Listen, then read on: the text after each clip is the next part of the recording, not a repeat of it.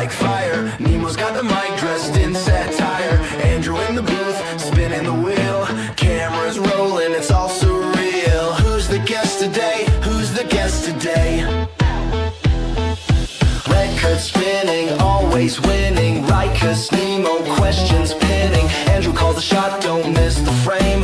Hobby hooligan, what's your name? What's up, all you hobby hooligans? Welcome to another episode of Ashtabula Hobby Talk. I'm your host, Rikus, owner of Captain's Comics in North Kingsville, Ohio, and I'm here with... Hey, hobby hooligans. My name is Nemo, president of Amigos Radio Club, Ashtabula, and amateur radio enthusiast, and just general overall hobby enthusiast, too. I think we both are. I think at this point, I think we've carried a title of many hobbies. Yeah. We've been exploring them all, and we've got another good one for you today. I'm looking forward to sharing with everybody. Right. We had an away mission with a guy I kind of know, and he's a nice guy. He's a great guy. He's really cool, very knowledgeable in his field of hobby. Yeah. And he's a fabricator. He's a crafter and a fabricator, and he does it as an art, not just as a job. And he does a great work with it. And I really appreciate him inviting us into his home and his shop and letting us see what he does. I couldn't even skim the tip of the iceberg with all that. So I'm just glad we were able to go there. Right. Yeah. I think we lost a little bit of footage on that, but I mean, I thought it came out pretty good. I've got it's not lost. It's not lost, but maybe some behind the scenes stuff later on down the line. Right. That just for everybody. So, when I met this guy many moons ago, he was originally, and I know him as Chris Fortune, and he, so you're going to hear me refer to him as that and us refer to him as that in the video. What we didn't know is that as we were filming the video, he was in the process of going through a little legal name change. So Casey Robin is what he's changed his name to. So just don't get confused there. This is the guy. It's the same guy. And we're glad, I'm glad to call him Casey Robin. If that's what he wants to be called, I'm all for that too. As a person who's been called something else other than my name my whole life, I feel the pain. So, yeah. And I sympathize with him on that. And so, let's get to the roll and we'll go to the away mission. Let's check out this hobby.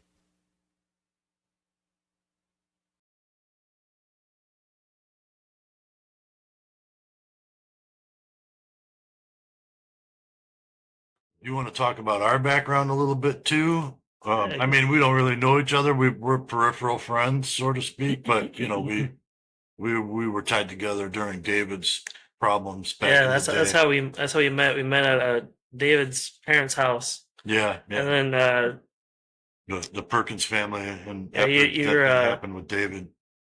I think you're John's friend. That's how I met you there. Yeah. And actually, I thought you were kind of a cool guy back then. But back then, I think it was really just you were really just doing music stuff back then, pretty much. Yeah. So like David, he was a good friend of mine at the time, and at his memorial at the one church place, the Refuge. Right. That was actually the first time I ever played live in front of people, and it was in front of an auditorium of people with candle lights and everything, and a news camera was there, and he had big old. I was like, the nerves that were going through me the first time I got to actually get to play live in front of people. That was wild to me. And I was like, man, this is on the news. And I played Iris with the Goo Goo Dolls because that was one of his favorite songs. Because I would play piano for him in my basement, and he would dance to it since he was a dancer. And Iris with the Goo Goo Dolls he said that was his favorite song, and so I played that for at his memorial. And I was man, it was my own interpretation of it, but it was just really nerve wracking. No, it sounded good, and I remember going to many of the benefit functions for it for people in that community and all throughout that, and they were always fun. We always had a good time. I remember. And I didn't know David very well back then. But me and John, his brother, have been good friends for a long time. So It's also how I met Shane. is that how you met Shane too? Yeah. That's how I met him too. Kind of sticks to you after that. Yeah. No, Shane's a good guy. We had him on the show, and Yeah, that's where I met Shane. Was on our show, and he's an interesting character. Hey. He goes on and on. He's got a lot to talk about. So people know we're here with Chris Fortune, and he's a fabricator and CNC machinist and a bunch of other stuff. Many hobbies. But today we're going to focus on his fabrication and his work in that area. So, how'd you get started on that? So I had a neighbor when I was a kid. His name was Jeff. I don't want to like do full names, but his name was Jeff, and he lived catty corner from my house. And I used to go over their house to just hang out. They had a pool table downstairs, and I really liked that. And I used to hang out with their son. It was Jeff Jr. and Donnie. And I used to hang out with Jeff Sr. in his garage, and he would work on his blue van. He had like a small boat, and he would weld his trailer for his boat, and he would work on a car that he was trying to get started for his son Donnie's first car. And I just thought that was the coolest thing, that he was able to weld. He had a big generator, and I would watch him. He had a spare hood. I would watch him weld. I thought it was just the most fascinating thing. And then in my early 20s, no, this is gonna be a story, but when I was 17 years old, I took college courses for engineering, and I met this person named Jeff, another Jeff, and I thought that he was really, really smart, and we stuck together throughout the years. And what he taught me a lot of things, because I would always break things, and I couldn't be able to do a whole lot on my own when I first started out. And I started off doing a lot of things with just like cheap hand tools, and he would always tell me to invest in better tooling to be able to do the job, because to stop calling him to come over and fix things for him. So I saw him. He would help me out, work on things, and he welded my exhaust at one point, and I thought that was just, again, the coolest thing ever. So I started off about 12 years ago in my driveway, working on my own car so I can save money, because I was broke at the time, because I was in my early 20s. And I just went on from there. When I was during COVID, I bought a small welder. It's over there. It's the Lincoln HD 140, and I bought that at Home Depot. And I wanted to teach myself how to weld, and it was just gasless flux core, so it's really nothing like super special, but it was fun. And then I started. My friends donated like scrap materials, and we loaded up my car, and I would just like sit there in my garage and just weld things and weld things and weld things. And then I bought tube steel, and I started making structures and a skateboard rail and things like that. And then it just kind of evolved. I bought this house, and then my goal for this house was to have the biggest garage and the smallest yard, because I don't like mowing my grass. So this was actually perfect. It's 3 stories, has a basement, 3.5 car garage, and it's got a small yard in the back. I got plenty of stuff back there, like a big pool and whatnot. But yeah, I first moved my stuff in here. I didn't have much of anything really. I had a couch, a small couch, a small coffee table, and just a few things, and that was pretty much it. Like, I didn't have a whole lot. I So remember you went through like some remodeling processes and you were having some headaches with that, getting the flooring in right. And yeah, it was a pain, but I don't want to throw out names or companies out there just because I don't want to get sued. right, you But can leave them out. yeah, but yeah, it was that was a pain. But the whole thing was like I moved that table back there with my miter saw my for starter welder is on. That was actually I bought that for my friend Jeff. But that table. But that was it. It was just these things because I started off in a single car garage with an outlet that hung from the ceiling. That was it. So I would whenever I would need to use my welder, I would go up there with a small step ladder, plug it in. I would need to use my grinder. I would unplug it and put my grinder in, and it started from there really. But it just kept on growing and growing and growing into what it is today. I just wanted I don't know. It's just this thing where I have this fascination of I have a thought of what I want to do and I want to be able to do it. Like if I have like the CNC stuff, like if there's something that's in my head, I want to be able to hold it in my hand at the end of the day. That's awesome. And that's some determination that a lot of people don't have anymore, I think. So that's really what kind of turns me on to your story here about that. And you, I know you went through some employment problems there not too long ago, and that's you were feeling kind of down in the dumps about that. But this is really a turn your frown upside down situation. Yeah. So you're doing pretty good with turning your hobby into something productive. Yeah. Thanks.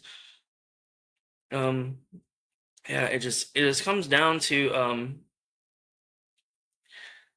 you you have to start from somewhere. We all do. This didn't just appear overnight. This came from over a decade's worth of work. And people sit back and they view my stuff from like social media that I post, and they're like, "Wow, you have like all these nice things." I'm like, "Well, I tell them the story. Like at this point, I tell them like, how did you get into welding? How did you get into CNC machining?" And there's other machinists that I talked to at work. He's an old timer, and he nailed it right on a.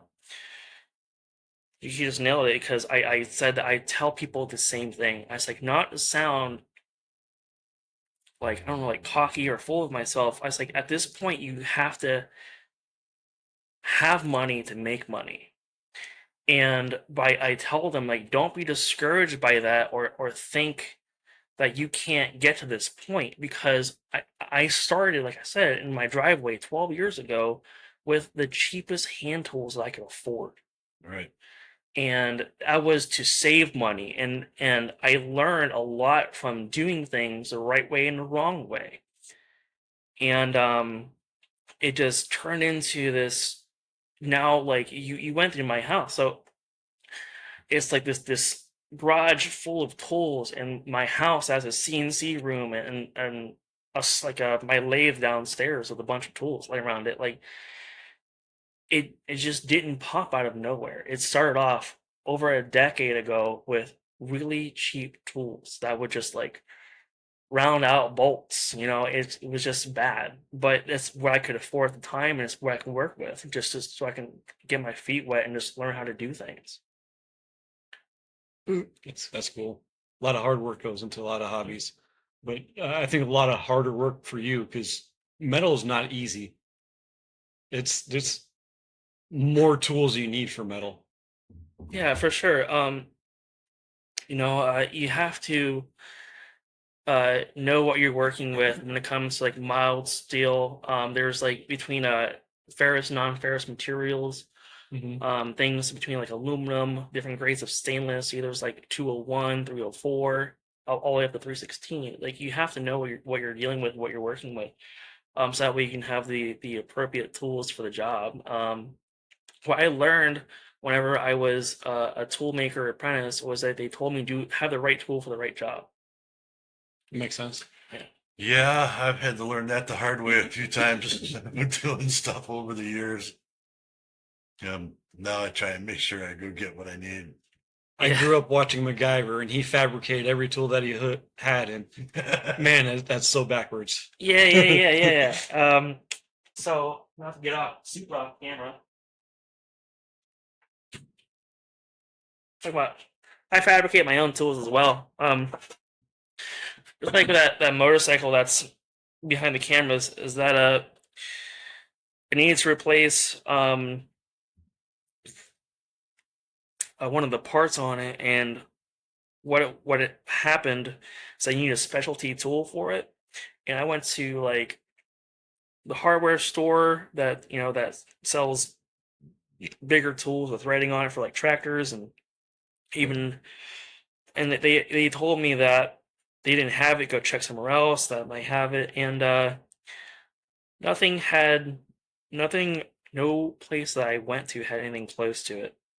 So what I did is that I just took my tap and die set, threaded it so I found out what threading it was, and just made something that actually popped it out. So it just goes into it, and then it puts pressure on the crankshaft, and it pops out that way. But yeah, that's just something that I turned on the lathe, and I just welded together. It's really like I also have other stuff that I've made. So That's great. Yeah. There was a guy I used to know. He was his name was Elmer Friedrich, and when I knew him, I was probably 20, 22 ish, maybe 23 ish, and he was the guy who invented the halogen light bulb, and he used to work for GE, and his entire shop was all like it was all retired equipment, but if something went wrong and something broke, he had a CNC machine, and oh, my lathe is broken down, let me go build the new part for the lathe from the CNC machine, and and he would do that like with everything, and like that's how he maintained everything, and that those kinds of skills are lost and gone from a lot of people, and especially people like I'm not sure exactly how old you are, and you don't have to give that out, but especially people like between our ages, it seems like we're losing a lot of that. Oh, for sure, yeah. So I'm big on like viewing social media. Like I don't live my life on it, but I have a monetized Facebook, so I have a decent amount of followers. It's not like a huge a lot. Like I know there's people that have way more than I do, but it's just the people that I see on social media. It's like they're not really doing a whole lot, and there are some people that are, but it's a small amount. Yeah. And there are people that complain a lot about their jobs, and they're not. They it's hard. I know I understand it's a hard time right now, but it's hard for them to make ends meet. And with that, I don't want to like message people, but there's people at my job that still like they're it's hard for them to make ends meet because we're spending a lot of money in places that really don't matter. So I say like, what are your vices? Like, what are the things that you do when you go home? And they're like, oh, I come home from a long day and I just sit at home and I just watch TV or just play video games. I'm like, that's where you're losing time out of the day in order to do things, because I applaud people who come home from work and actually have like a side income. There's no reason why people can't have like a side income, and it just comes down to people just say that they don't have the time for it. Like, well, if you have an hour or two a day like that, you're watching things or playing video games or like sitting down scrolling on your phone or like taking extended hour-long showers, like you could be using your time management wisely. Yeah. And that's what I do. Like I told you, I don't have TV. I don't have Right. I don't I have any noticed streaming that. service. Like I have a TV at home, and me and my wife, we sit down and we watch about an hour's worth of TV a day. But like for me, I'm off grid, so it's cutting wood, taking care of the sheep, doing the farming stuff, that kind of stuff. But that takes up a lot of the time. But I still find time to do one of my favorite hobbies, which is doing shows like this. And trying to make things set up, and it's tough. It's not an overnight process for sure. Yeah, like for years I didn't have internet. I ran my laptop off my mobile hotspot on my phone. That's what they do at home. Yeah, it's like I didn't have internet for years. I don't have TV. I don't have any streaming services. So like, why do I need internet? But I got internet almost 2 years ago because I had someone who moved in with me and he doesn't work, so he needed something to do. So I got internet, and I just canceled the mobile hotspot on my phone because I figured that for $30 a month for mobile hotspot or $60 a month for internet that actually works a lot better. I don't have to wait usually 2 hours to upload a small video because I have to stand outside because my street's a dead spot. Um, I don't know. It's like I tell people if the internet ever goes out, I don't even notice really. Yeah. Like I I'm have the same way with power. yeah, I have a Nintendo 64. I don't have an Xbox. I don't have a DVD player. Like nothing's connected to the internet. It's fine. Even like my laptop, like the cam program that I use, that's run off internet. I mean off as in like it doesn't run on internet. Right. Neat. I've used movies to work on myself because I grew up and I was trying to fake socializing. I didn't know how to do it, and movies was a key for me to fake it. So until I learned how to do it for real. I don't know how else to explain it, but I used movies to work on myself. So the frame there that you brought down, I know that's something you're proud of, so to speak. Yeah. At first, I was. You're kind of like a rag to riches story to me. So I got a lot to talk about. Like, I brought myself up from the dirt, like the grave, like a long time ago. A long time ago, like 2 times. So I was taken out of my apprenticeship. If you can, I don't know if you can zoom in or whatever later on, but says on top the IUE local 717 CWA. Oh crap! But yeah, there were a lot of people there that I was there for almost 13 years before I left, and there was just some people whenever I got into the apprenticeship to be a tool and die maker, they just really didn't like me. So they're people that day one just wanted me out, and what it came down to is that they were stalking my Facebook profile for anything that can get me in trouble, and they wouldn't even go to the union about it. They would just go to the higher ups, and just anything that they could, to where that there would be a tab that would have my Facebook profile on it, and each individual toolmaker can just go up there whenever they log into something, or if you look at the tool library, you can just view my profile. And they would take screenshots of it and print it out and then bring it up to HR. It was just anything that they could find. And it just comes down to if there's enough voice in a tool room, the union rep, they're also tool and die makers, and they're not going to go against their brothers, their friends that they've been working with for 20 plus years or so. They're just going to side with them and take me out of the trade. And I was right at the end of the finish line, and they finally just took me out. And then it was one of the coordinators for the apprenticeship programs. They said this is very unheard of, to take someone out so late. Usually if they take someone out, it's usually right in the beginning. And I was told by other people, we'll work with management to get you back in or get you into another trade. That was a lie, because they like to teaspoon me things. They give me false hopes, so I would just like calm down and be quiet about it. There were people there that were other tradesmen that was like, dude, you need to get an attorney, and it was just a bad situation. But coordinators, he was the one that was mostly on my side. He said, don't be afraid to take this to state, because there was the state union for the whole project. But I don't know, I just gave up on it, because there was so many people there that just didn't really care for me in general, because they're old timers, and they complain that the trade is dying, well, the trade's dying because of them and the way that they think. Um, I was the only one in the tool room that had at the time like long hair, any type of tattoos or piercings. They were all just like clean cut people, and that was it. Like there's a lot of remarks made about me. Um, there's one tool maker that would walk past every morning and say, "Cut your hair, hippie."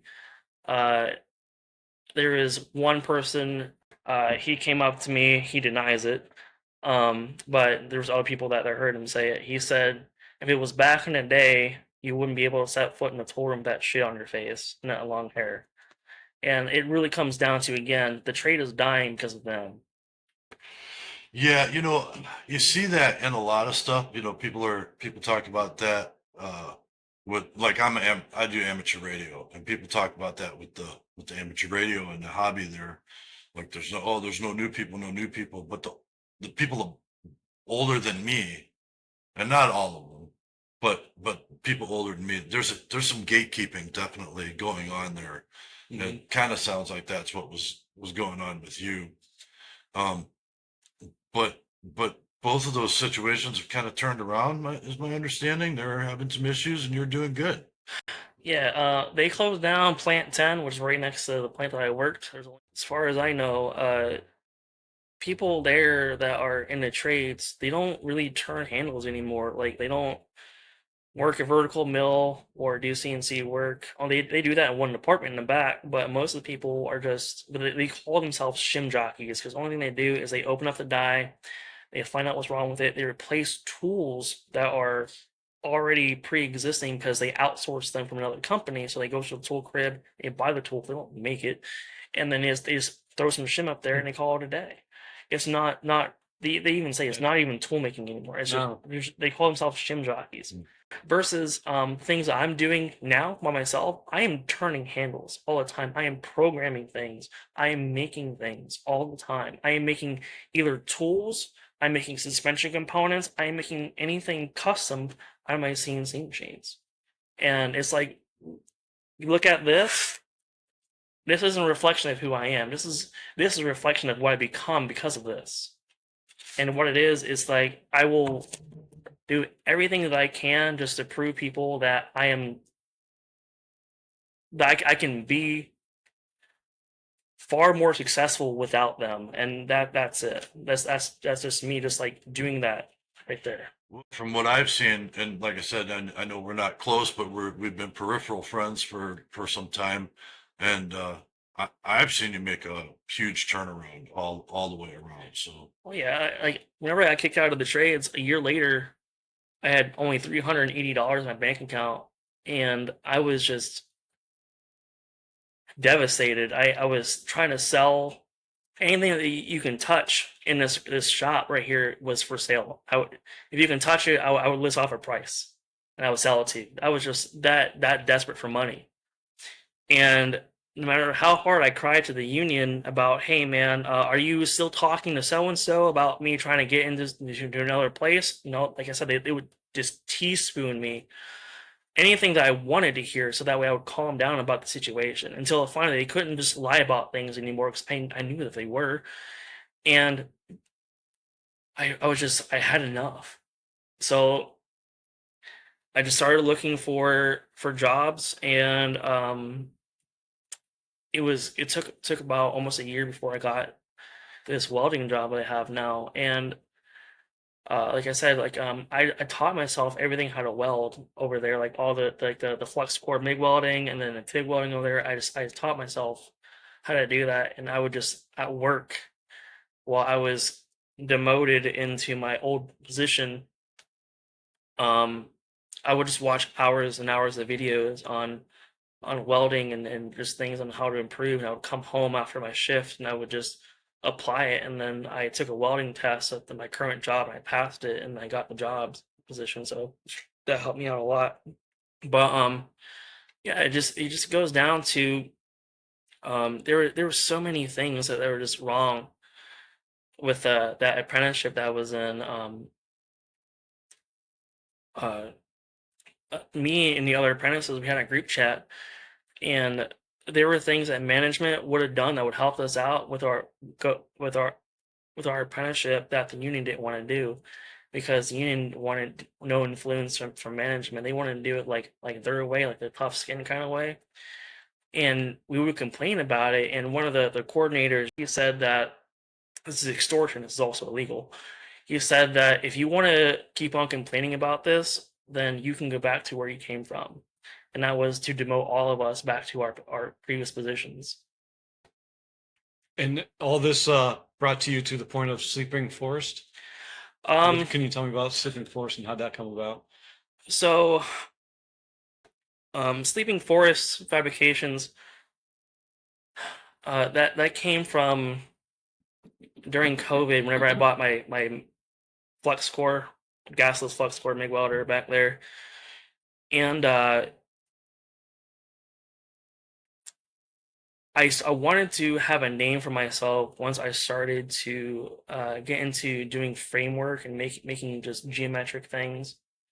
So I just bought a miter saw, and then I just started cutting angles and just making geometric things. And I thought to myself that, man, business is kind of picking up. People ask me, it's like, do you have like an LLC, or do you have any name for yourself, or like a doing business as? And I said, no, I don't know that. So it came down to, I started just calling myself Sleeping Forest Fabrications, because there was this anime that I really liked, and there was this group in this anime that called themselves Sleeping Forest, and it just kind of like clinged to me at the time. So I wanted to keep on just pushing that forward.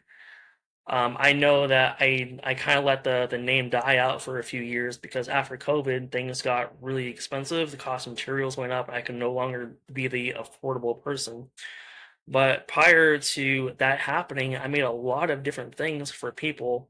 I started off, like I said, making geometric shapes and skateboard rails, and then I made things for this gym, and I made things for other gyms too, like deadlift jacks, deadlift platforms, grip machines, things like that. Like there's a whole list. I've made about 2 dozen different things at one point. I was just like, wow, like when I sat back at the end of the day and looked at it, I'm like, wow, I actually and like created a lot of different things. That's cool. And then when things just got really expensive, and then people were hard for money, and things got less affordable, I kind of like let the name die, because no one was buying things anymore. No one needed things made anymore, because no one had the money for it. But yeah, I brought back the name Sleeping Forest Fabrications when I bought the CNC machines, because I figured that um maybe people can't afford maybe like a $200 to $600 object that I made welded for them, but maybe they can afford maybe a $15 to $30 trinket that I can make out for them out of the CNC machine that's custom. Sure, sure. And that's progressed actually to there was a big tattoo show that was just recent and you did a bunch of stuff for them. Yeah. So there's this guy named Tony, a really good guy. He's a convention director. Um, he does Cranberry Classic Tattoo, and that's in Cranberry, PA. And then he does the Rubber City convention now in I think it's like Akron, Ohio. That's in the last week in July. So Tony is a really cool guy. He's not just a director; he's also a tattoo artist. So what I got to talk to him more recently, right before the Cranberry Classic that he put on, and I had about an hour-long phone conversation with him, because he wanted to kind of like know who I was before I did any type of work for him. And then I sent him the pictures of a prototype of the award that I wanted to do. So I really wanted to bring back this genre, like bring back into the light of this genre of tattooing. It's called fine line. And there was this tattoo artist by the last name Rudy He died earlier this year, and he was like the godfather of fine line. And I asked Tony, I'm like, do you have a category for fine line? He said, no. I said, well, if I make the awards for it, can you add it to like the sign up sheet? And he said, sure. So the next day, I sent him a picture of an award that I made that was like prototype one, and he really liked it. And then he called me about it, and then we talked over the phone. And then he's like, "Can you make 6 of those?" I was like, "Yeah, I can make 6 of those." So within a very short amount of time, I made a stack of awards for him, and there was just it was a very dreadful week at work because I worked 10-hour shifts on my welding job, and I there was one night I called off of work because I stayed up until 6 in the morning, and then I woke up at 10 a.m. and I just kept on going, and I just kept on going, kept on going. That's the thing that's about me is like, if I'm dedicated to something, I just go for it. It doesn't really matter how much sleep that I have because there even still like today, like I usually go to bed around midnight, sometimes 1, and my alarm clock goes off at 5:20 in the morning for work, and I work 10-hour shifts. So people don't understand that really, if you want to have something in life, like, you know, the good things in life just really aren't handed to you. You have to work for them. Like all this I worked for. I'm proud to say that I didn't uh go to work and sleep on my job and collect a paycheck. I actually worked really hard for everything that I have. I own everything. So let's go ahead and check some of that stuff out, and let's see what you do. Awesome. I started everything on. I had nothing but this water and this table. That's exactly why I started with welding. Look at that. Alright, so I'm selling these shirts. The lapels on me, but I'm selling these shirts. Sleeping Forest on them. Here's the logo on the back. Not mess this up too much. And I have another graphic in here. There you go, on the bottom. I have a lot of shirts that I need to sell. But here's the other graphic too. Sleeping Forest Fabrications. And they match the business cards that I have. I fell in my wallet. Oh, there's my dad, okay. But yeah, the shirts do match the business cards.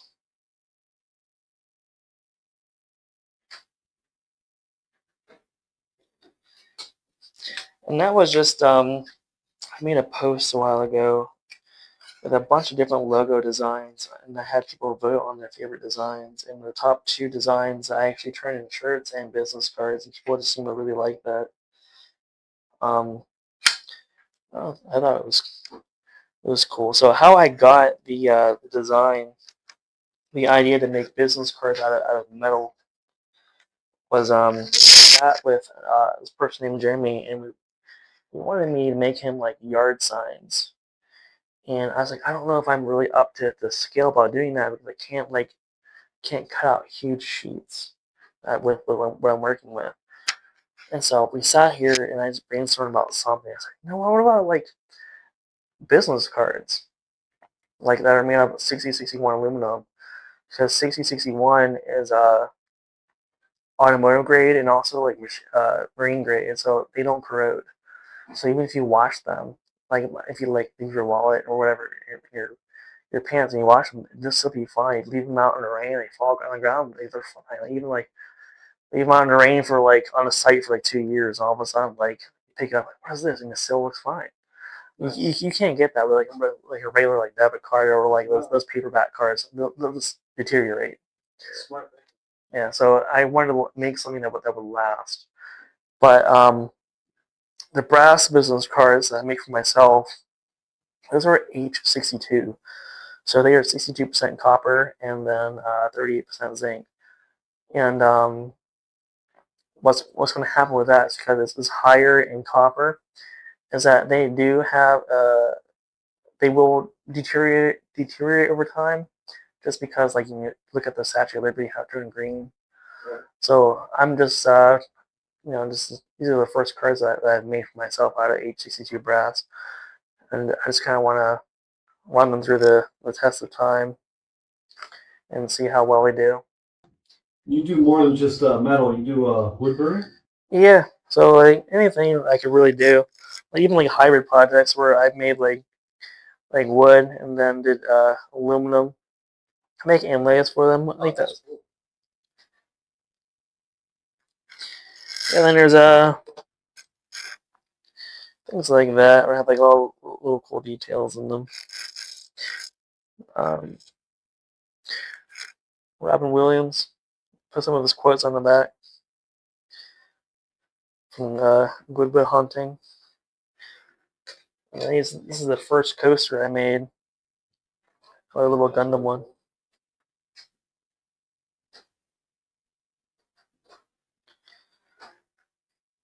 Is that leather? This is like a mystery material. I don't really know what this is. Like it's very soft. It's very smooth. It's like pleather, I guess. Yeah, it's just like a 5-watt laser, so it can do like stuff like this, like basil wood and things like that. But my next investment is most likely going to be a high watt fiber laser, just because the 5-watt laser that came with my CNC machine as an upgrade can only do so much, and I really want to do carbon steel. Be able to make hand tools like round and fly out of carbon steel, so that requires a high-powered fiber laser. And I'm not going to name any tool brands right now, just because there's a couple ones I'm looking at right currently. But in order to do like carbon steel, those machines cost usually around $7,000 to $9,000. So that's just something that I'm looking into currently, just so that whenever things go well over here, income tax comes in as well, I can just shovel out the money for one of those and then see what I can do with that, because I want to maybe able to make bracket pieces and hand tools and things like that. And also with a 5-watt laser, it's only so fast that I can do things. So if I have like 20-watt, 40-watt, 60-watt, that's that many times faster than the 5 watts. So Good luck. Yeah. I think that's going to be a very good investment. And when you do get that, I think we should come back and do another video for that. Yeah, like there's a tool that does like that's like 15 watts and 20 watts. That's around like $1,500-$1,600. Like that's not like such a big deal. But I think to myself, like that also doesn't do carbon steel. So I don't know. It just can I do brass? Yes, I can definitely do brass with 15 watts. But again, like I would also be at a standing point where I'm like, man, I want to be able to do this, but I can't because the laser's not strong enough. And I just tell myself just save up for the high watt laser, so that way you can do whatever you want as fast as you want to be able to do it. That's really my standstill currently. Like I said, like I've spent a lot of money since September, like doing this project right here, and I've made a ton of things so far, which is just me just trying to learn how to run this program. So if someone wanted a shirt or maybe something made, how would they get a hold of you? Where can they find you at? So I don't have a business page, just because my main social media page is like more popular. But my main page obviously has like a lot more followers than like my music page, because I leave my music page kind of like as like a dead area. But you can always just like direct message me. But I always like on my Facebook bio, it just says, it lists the services I do provide, but it also just says like, please, like serious inquiries only, because there are people in there that just kind of want to BS with me a little bit, and I was like, this is really not. I don't really like do long-winded like, hey, what's up conversations on social media. Like that's really not me. Usually, even with even with my friends, like they know like I don't really hold conversations very well through Facebook Messenger. So it really comes down to like if you need something made, just shoot me a message on my main Facebook profile, and I'll get back to you, and then we'll talk about it and your price points and how you want it made, and just start sending me graphics, or maybe if I can come up with something for you and I can just send it to you, that'd be great. And then that's it, really. And how much would a shirt or something like this cost? Do you have like a price range? Or? Ooh, things like this that really varies on quantity, materials, and intricacy, and the layers that it takes. So this is like really depends, especially with the brass cards. Like, how many do you want? Like, so someone can send you a message of an idea of what they want, and then you can just estimate it. And yeah, with this stuff, that has to be estimated. The price point varies on, like I said, on material and intricacy, because, and also how much you want, because like people want business cards made out of brass. Some people want business cards made out of 60 want aluminum. I'm like, oof. There's a price point between those. Like, I'm sorry, like brass isn't cheap. And it's like, if you want brass business cards so they look gold and shiny, I'm like, you're gonna pay for it. Like, there's no way around it, because that costs me money to get this material. Like, it's more than aluminum. I'm sorry, but it really just comes down to your price point. Like, I have if you want like your front face done and with the back face done, it's gonna cost you more. But these shirts, the shirts are $20 a piece. I'm not they cost maybe $14 to make. I don't really care to put that out there. I'm not trying to charge a whole lot of money for shirts. I'm just trying to like really just make my money back on them and put my name out there, because there are some people I know that charge $50 for their shirts. I'm like, but why? Yeah. Like why? It's just a T-shirt, and you're just the guy that just does things, just kind of like me, but like I know how much these things cost. So I don't know, unless you have like an inflated ego about yourself and you want to charge like top dollar for your merch, like you can definitely do that, because you are your own entity. Because all I'm trying to do is just do this, because I do this for fun. I don't if I'm sitting around doing nothing all day, then I get really like in my head. I'm trying to like do things, keep myself occupied, really. And if I can just continue to do things and live a happier life, that's really just the goal for me. I don't want to sit down and just deteriorate and just feel like I'm not doing anything productive with my time. All right. Well, we'll close it out. Chris, thank you very much for letting us come down. Getting to know you a little better, man. I'm glad I got the opportunity to come down. Yeah. And I think what you're doing is really cool. Keep it up. Thanks. Work in progress. Yeah, Definitely. always. Just wait until like another year or two and you'll just be reading more out of it. This isn't the end of it. I have more things to do. I have more things to prove. So obviously, like we talked a little bit about that paper that's over there. I have a lot more things to prove to the people who thought that I couldn't ever do it.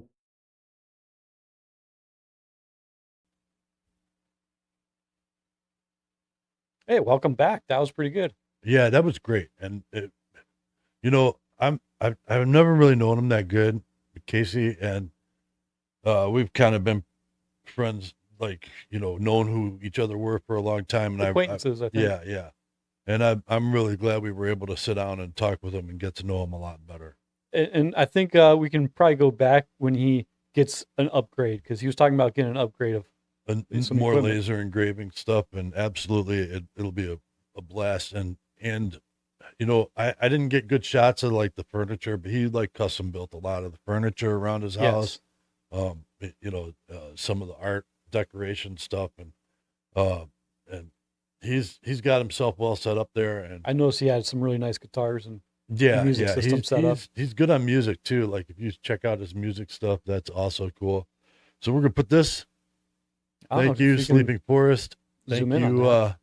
thank you, Casey, Yeah. for letting us come out and share Maybe your put hobby it with put it in us. front of this camera. Yeah, we can throw it up here like this. There we Yeah, I go. think you're close to this camera Sleeping over here. Forest. That's all right. We got it. And just set this. Oh, where did we put this? Here, put them right here. Can we get that to prop up right there? Nope, not really. We'll find a good spot for it.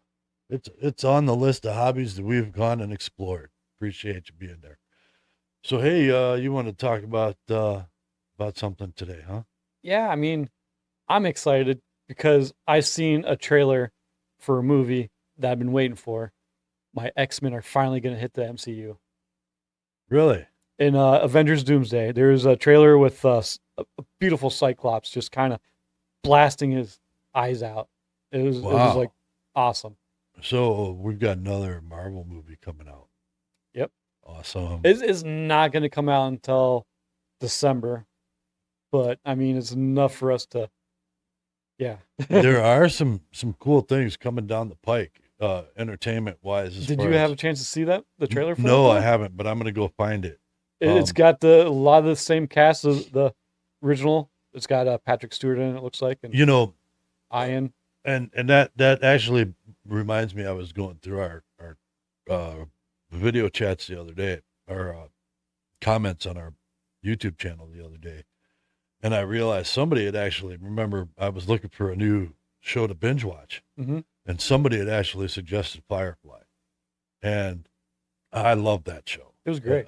In fact, last night when I did the Joke Net, the mystery show of the week was Firefly, and we got a couple good guesses on that. But nobody got it. Oh. Nobody got it because the key was "Leaf on the Wind," that Okay. line. Yeah. And I was going to use "Oh my God, we're all going to die," Oh, that could be so many different. but movies, that could be too many different movies. So I figured I'm a "Leaf on the Wind." And we got some good guesses like Twister and all that, but the suggestion of Firefly is a great one. And anybody who hasn't seen that series, I have the series at home. I watched it. I actually have been watching Tombstone, or I'm sorry, not Tombstone. I've been watching Yellowstone. Yellowstone. I just we brought the series in, and I'm liking it. I watched the first season. I think of that. It's a little rough. It's a little hard. I definitely wouldn't recommend kids watching it, but it's Western and it's modern, so yeah, I kind of like it. I remember watching a episode on HBO a long time ago called Deadwood, and it looked really good. I only watched one episode, and from what I gather, that was really good. I wouldn't mind revisiting the whole season and seeing what that's all about. Okay, yeah. And then there's another one on HBO about the same time called Brotherhood or something like that. It's like a war movie. I think I've seen that one. Band of Brothers. Yeah. I heard that was pretty good too. If you're into the war movie thing, also an HBO thing is Generation Kill. If you haven't watched that, that's a great series. It's about the Iraq War and the infantry units that have gone into the Iraq War, and it's written by a reporter and a soldier that were together. The reporter was embedded in the unit with the one soldier, and he's like a Rolling Stones reporter, and without giving too much away, the unit gives him a hard time for being a Rolling Stones reporter and coming out there and knowing that they're going to get dogged on by a Rolling Stones. And then they find out that he wrote for a porn mag too. And so as soon as they found that out, they all loved him and they protected him. So, but it's a series that's got Alexander Skarsgård in it, and a bunch of other guys, but he plays like the lieutenant, and it's a good movie. It's a good series. It's probably like 8. I want to say it's 8 or 10 hour and a half long episodes. It's well worth watching. It's probably the most realistic war movie I think I've ever watched. I just finished binge watching Invincible, so I'm in between shows right now. I'm looking for the next show, but that Invincible. I have all of them. Do you need them? I'll let you borrow them. What, Invincible? Mm-hmm. Unbreakable, Invincible, right? They're all part of the same series. No, right? no. That's a movie. Unbreakable is a movie by M. Night Shyamalan. Yeah. No. Invincible is a cartoon Oh, okay. animated series by the same creator that made Walking Dead, Oh, Robert Kirkman. okay. Okay. No, so if you like Walking Dead, check out Invincible. All right. Yeah, I watched all of Walking Dead. I'm all Walking through. Dead's pretty painful. You see all your favorite characters just getting brutalized.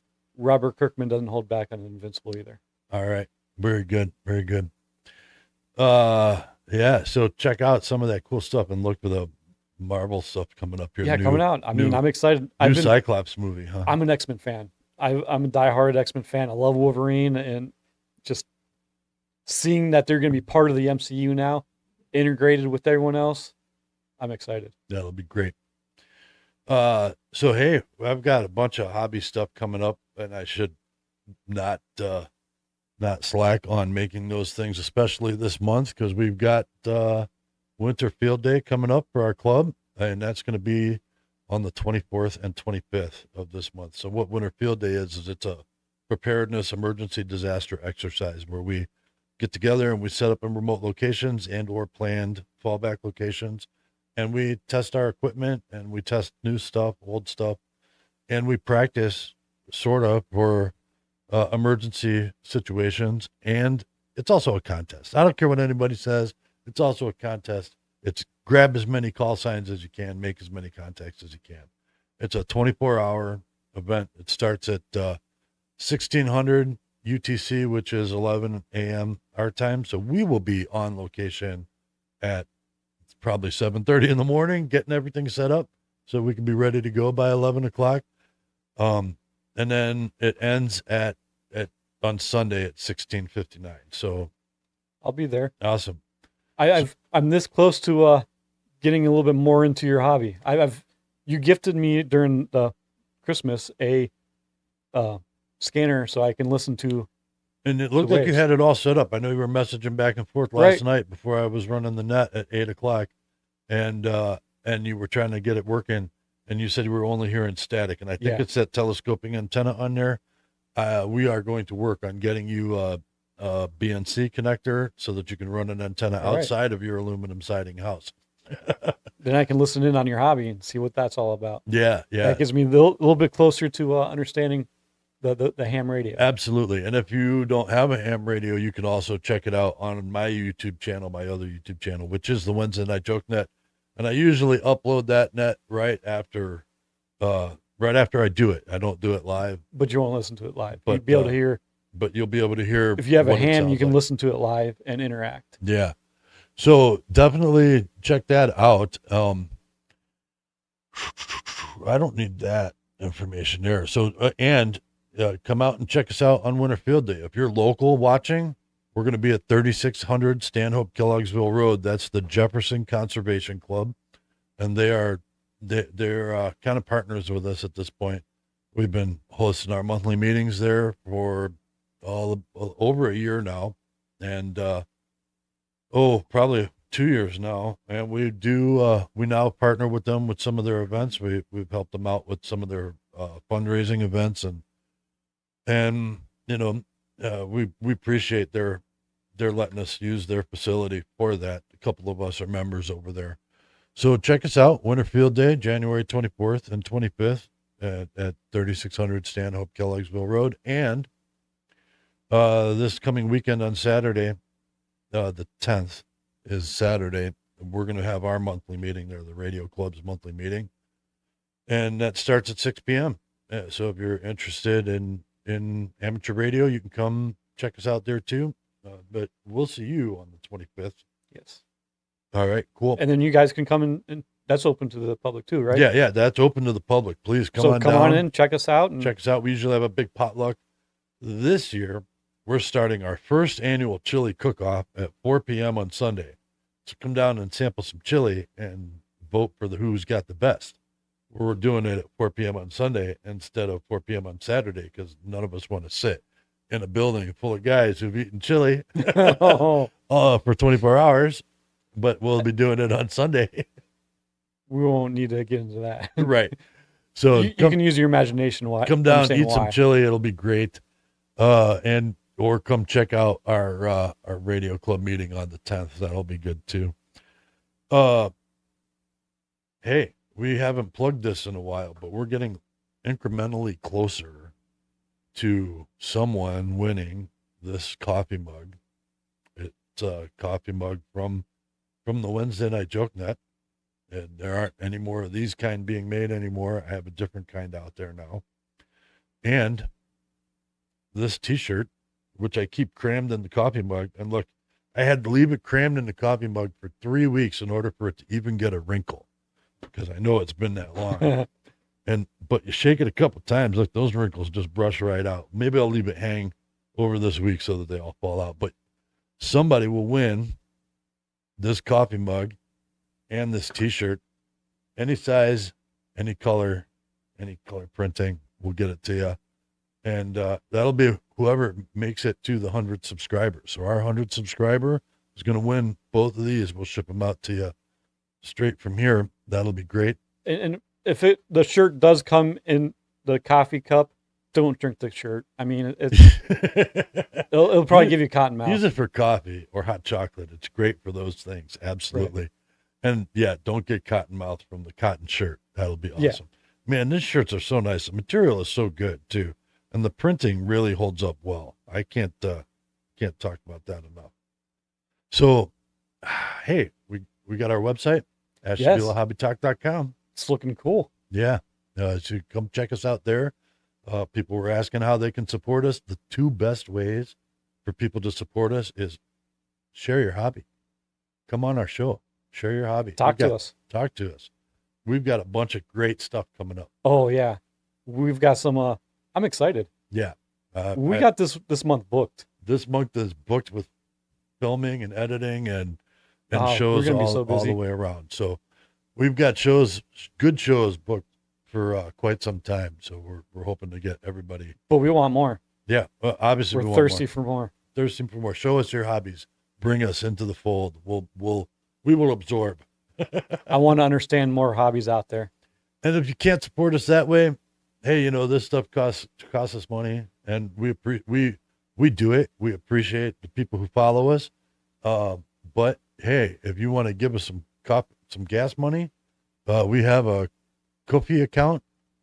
Am I pronouncing that right? Ko-fi. So if you it's sort of like sending us a super chat. It's the idea was we'll send you a copy. But since we can't do the super chats, we're going to do it this way. Go to Ashtabula Hobby Talk. There's a button for it on the website.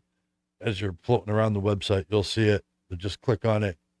If you can't send nothing, and all that money comes to us, right? That money goes straight to us. Unlike super chats, when you donate money there, only a portion of that goes to the I think, I don't know. Does all of it come to us? Below a certain level of support, yes. Anything else is just to keep the website there. Okay, so there's a cap, but as long as it's under a certain dollar amount, it all comes to us. Or we're under a certain level. Gotcha. So so that's a good way to do it too, and we appreciate it. We want to upgrade our equipment. We want to be able to drive out to places and check out more people, and we love doing it. So help keep us going, and that's all I got, man. Yeah, that's it. All right, sweet. Well, we'll catch you guys on the next episode. Hobby on.